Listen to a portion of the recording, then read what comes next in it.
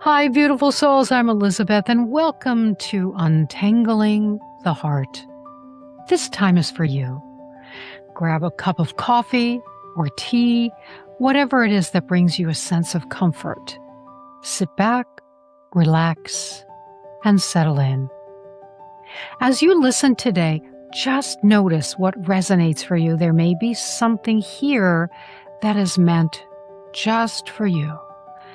So take what feels supportive, leave the rest, and as always, it's so good to have you here.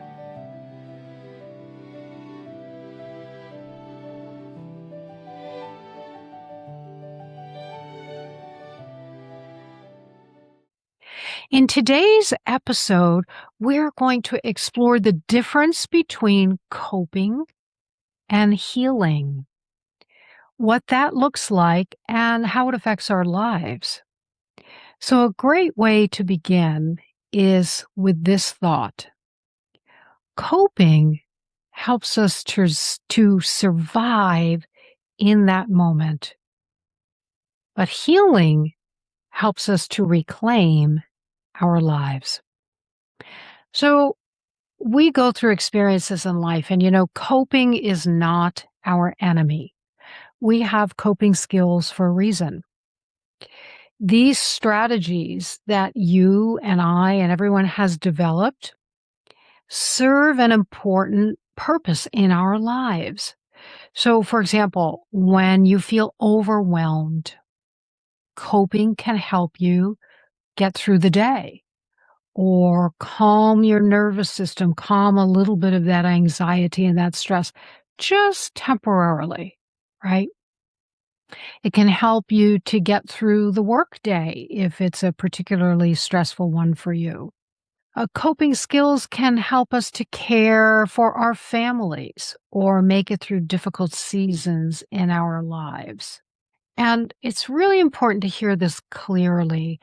There's no shame in coping. Coping is a survival skill.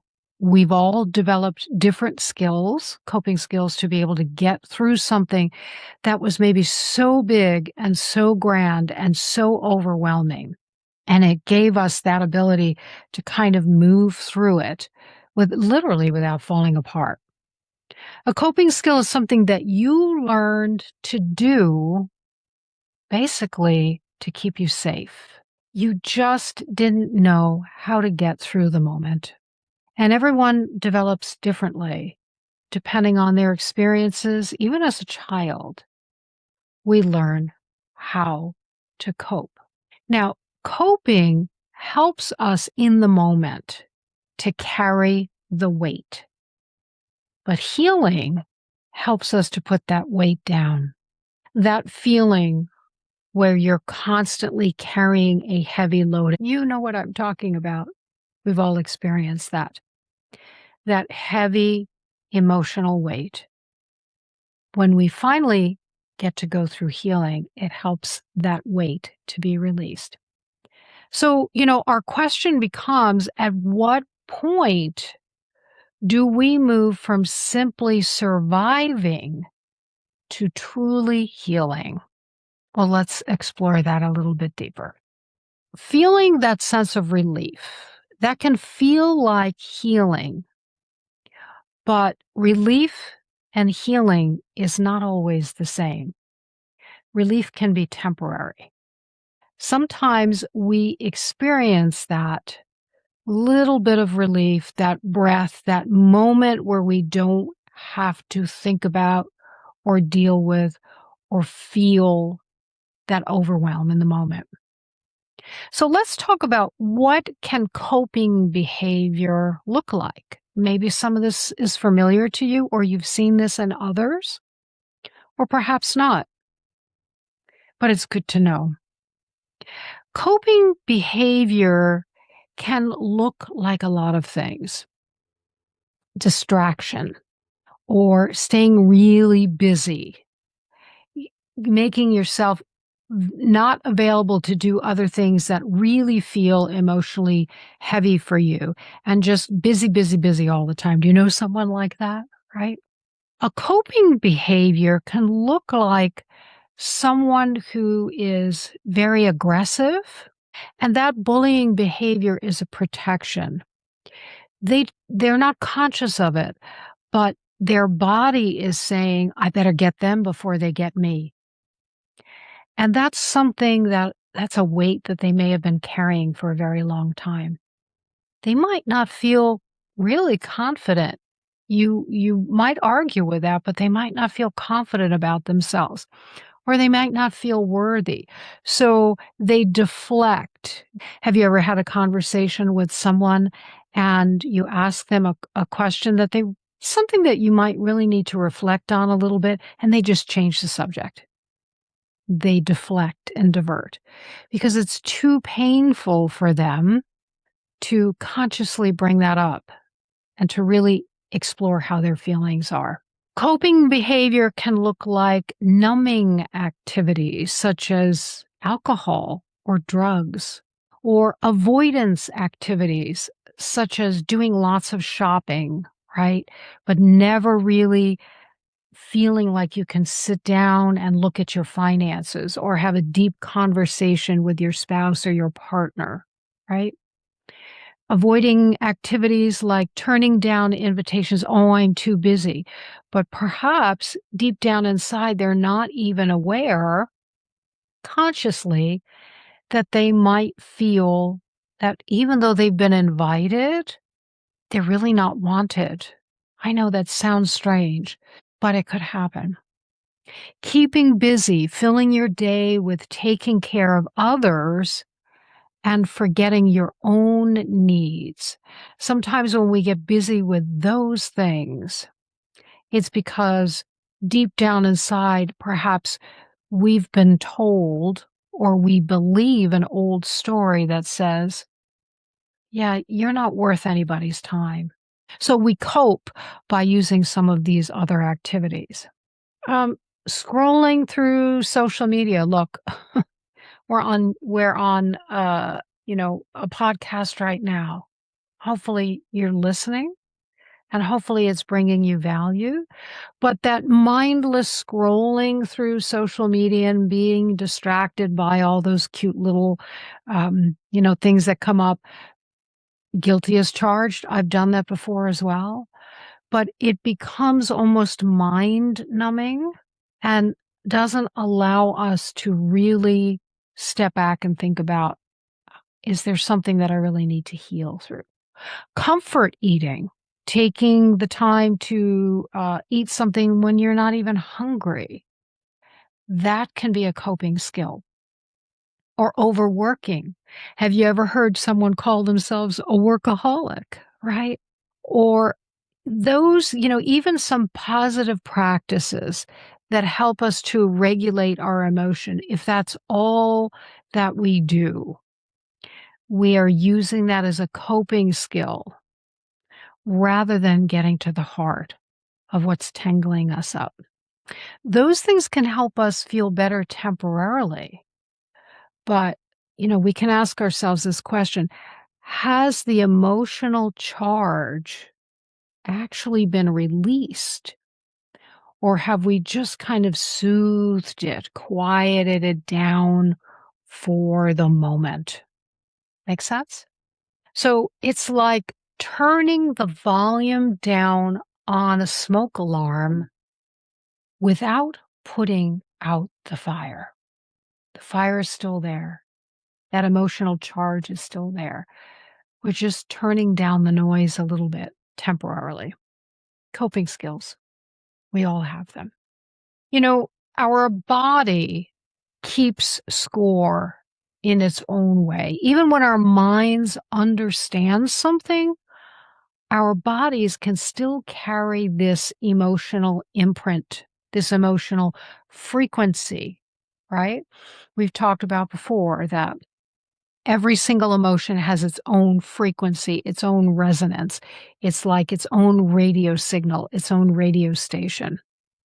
So we can intellectually know that we're safe, but our nervous system still responds as if we're not. So what can it feel like when your nervous system doesn't feel safe? Well, there are a lot of ways, but for example, your heart can race, can have those palpitations, or, your stomach feels tense, muscle tension. Intellectually, you're safe.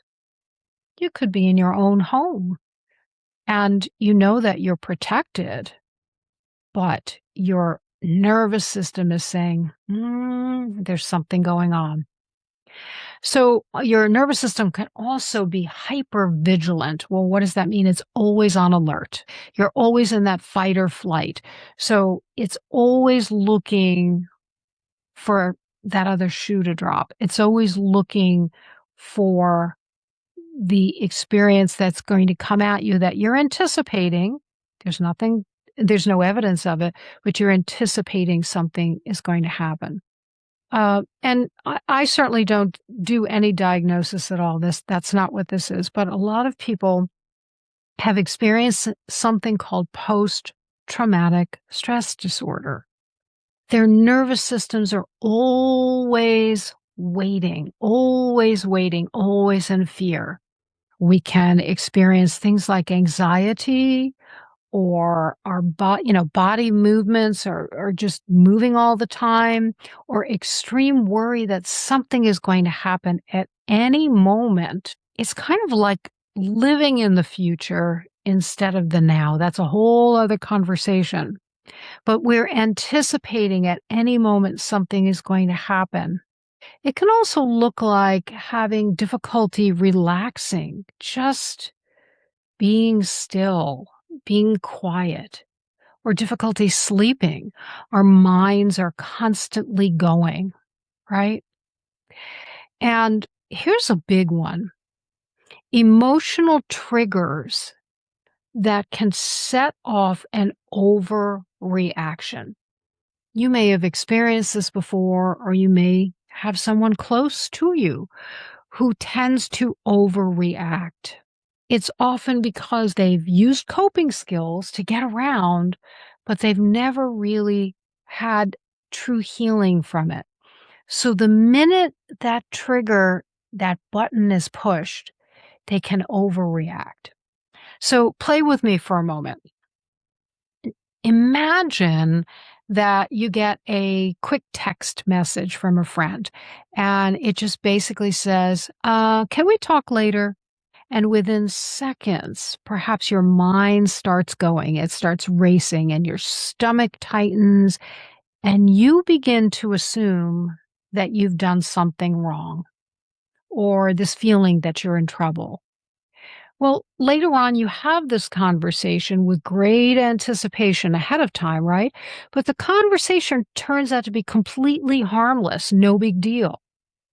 But you felt your body was reacting to an old wound and not in the present moment.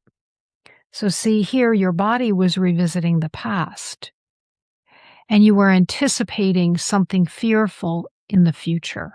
Perhaps someone who's experienced a scenario like this may have had that past experience of feeling unsupported or nervous or maybe vulnerable.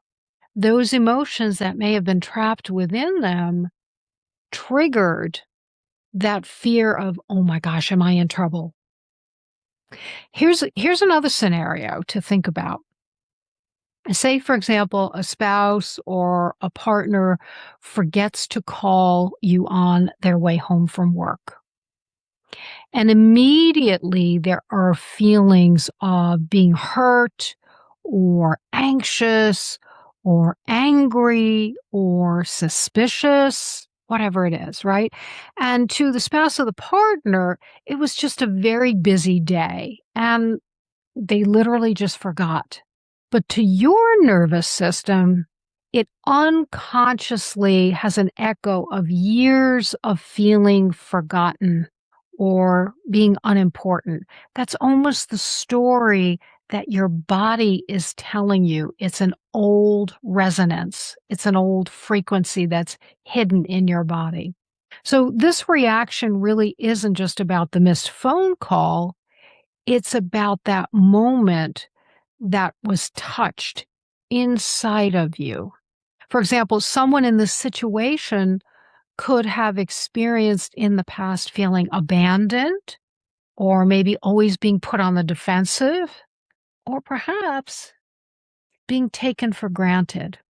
And it only takes one experience for being taken for granted. And then the body can constantly resonate for years and years and years. And that could be a trigger for them. So insight alone doesn't always dissolve what our bodies have stored within us. Just because we know that they forgot to call doesn't mean that it's healed that within us. So, often sometimes passes and we mistake ourselves feeling better. We've had maybe a really rough experience, something's happened in our life, and time has passed, right? We've heard that expression, time heals all things. Well, maybe, maybe not. We think that we've healed from a past situation and that time passes and life improves and things get better and we feel okay. Then all of a sudden, something unexpectedly triggers us. And we think to ourselves, I thought I was over this, but it's come up again. So it's really important to not only hear it, truly kind of take it in your heart for a moment and feel it. You didn't fail. Your emotions have been hiding and they haven't been fully released. Healing isn't measured by how long it's been. Healing is often revealed by how we respond when life touches that old wound.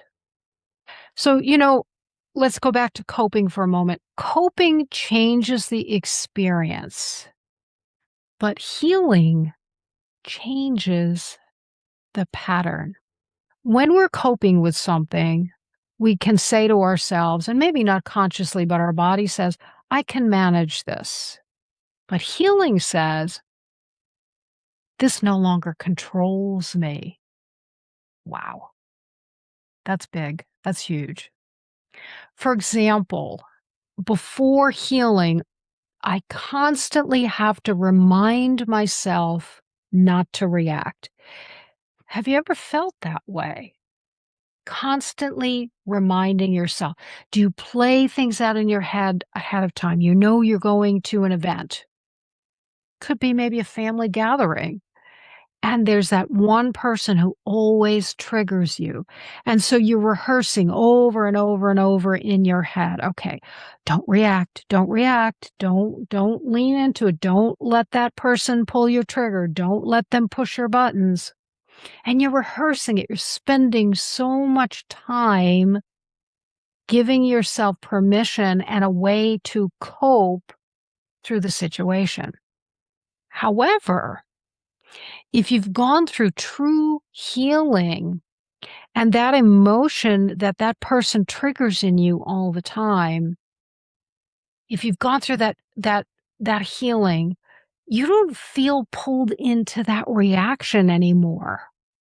The next time, you don't anticipate, oh, they're going to be there. I have to worry. I've got to worry about what they're going to say or how they're going to look at me or how they're going to respond or they're going to push my buttons. You actually don't even have to think about it. And you get to be yourself at that gathering. And when they do perhaps attempt to push your buttons, you don't react anymore. Not because you're trying not to react. It's because your body doesn't resonate with that old emotion anymore. That's true healing. That's a very different experience. Emotional release creates more than emotional relief. There's a difference between that release and that relief, right? When you release an emotional burden, you often notice changes that extend far beyond your emotions. Now you get to experience feeling perhaps more patient. Not only patient with others, not only having to push everything to the limit all the time, but patience with yourself. Or you might experience deeper sleep, more comfortable sleep, or clearer thinking. When we're so bogged down with these heavy emotions, we're not thinking about them, but it literally tangles us up. It's hard to make decisions. It's hard to move forward. It's hard to take that next step. And sometimes we wonder why. What is that, right? Heaviness, in that emotional heaviness, releasing that can give us clearer thinking, healthier relationships. Case in point, that story, getting together with family and that one person that always triggered you before, now you can start to really develop and enjoy a new relationship with them. And maybe they've just wanted a relationship with you all along and they just didn't know how. We can feel greater self-trust or feeling lighter, more energy, of course, more energy. We're not being weighed down, or we can be less reactive.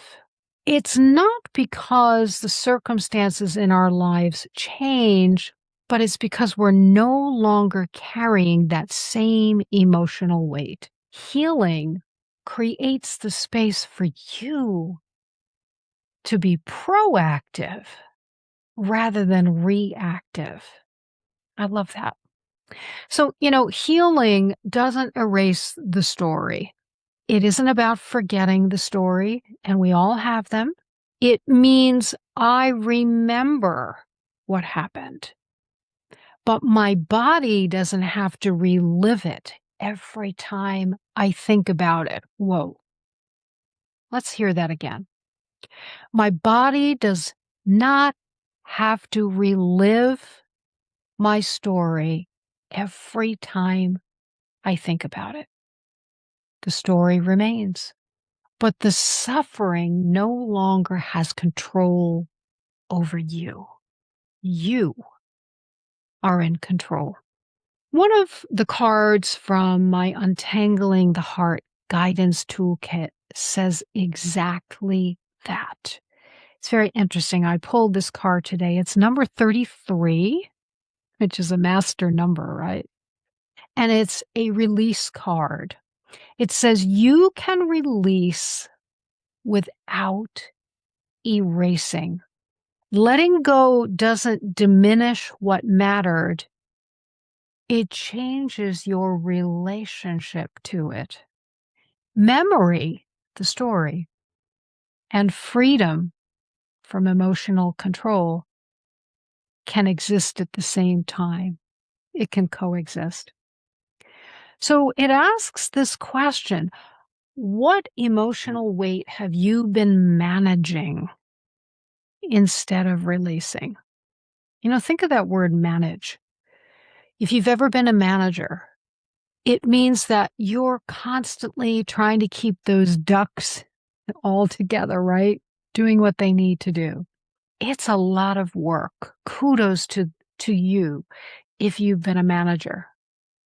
And if you're a parent or you've been a parent, you're a manager. But what emotional weight have you been managing instead of releasing? Your insight, what you know, what you're aware of is incredibly valuable. Understanding your patterns is very important. If we don't look at them and we don't recognize them, we'll never be able to change them if we choose to. But insight isn't the finish line. It's often this invitation to begin to heal, an invitation to take a new step within yourself by asking your heart, what has my heart already been trying to show me that my mind keeps trying to solve? If you sit with that for a moment, maybe later on today, ask yourself, what is my heart trying to show me? We have three brains: our gut, our heart, and our head. And our heart is one of the most powerful ones. If you ask yourself, really, what do I really need to know? Instead of what do I really need to know? You'll get some clear answers. So as we go through this healing, healing creates freedom. Freedom from having to manage and cope and put in all of these, things to do to kind of distract us. But healing doesn't necessarily create perfection. That's not what it's about. It's about freedom. Healing isn't about never feeling sad again or feeling afraid or feeling grief. We're human. We're going to feel those things. But healing is emotional flexibility. We're not looking for perfection. We're looking to be flexible. That heart that's all tangled up to kind of to loosen and relax those tangles and not hold on to them and grip onto them so tightly. Healing is the ability to experience life's emotions without becoming trapped inside of them or tangled up in them.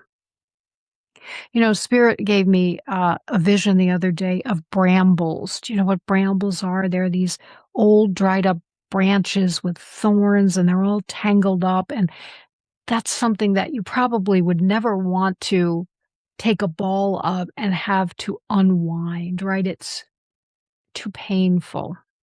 So becoming trapped inside of those can be really uncomfortable as well. Healing doesn't promise that you'll never experience this pain again. It offers something even more powerful: the freedom to experience life without being held captive by yesterday's pain. If you've been coping, I would love you to know that there's no judgment in that. Coping may have helped you exactly what you needed to survive a difficult time, a difficult season. Coping is there for a reason. So honor that. Honor yourself in that. Allow yourself that grace. But perhaps today your heart is asking a different question. Not, how do I get through another day? But what would it feel like to no longer carry this in the same way? Healing isn't about becoming someone new. No one's asking you to do that. You are amazing. Healing is about gently releasing what no longer belongs to you, what you no longer desire to have tag along with you. You don't give it permission anymore. So that this way, the more of who you've always been can finally step forward. If something in this resonated with you today, just know you're not alone in this, and nothing about your experience is random. If one person came to mind today while you were listening, please feel free to share this conversation with them. You can find Untangling the Heart on YouTube, LinkedIn, and wherever you enjoy podcasts. And please be sure to follow and subscribe so you don't miss a conversation. You know what? Thank yourself for being here today. I am in gratitude that you were here. So until next time, from my heart to yours.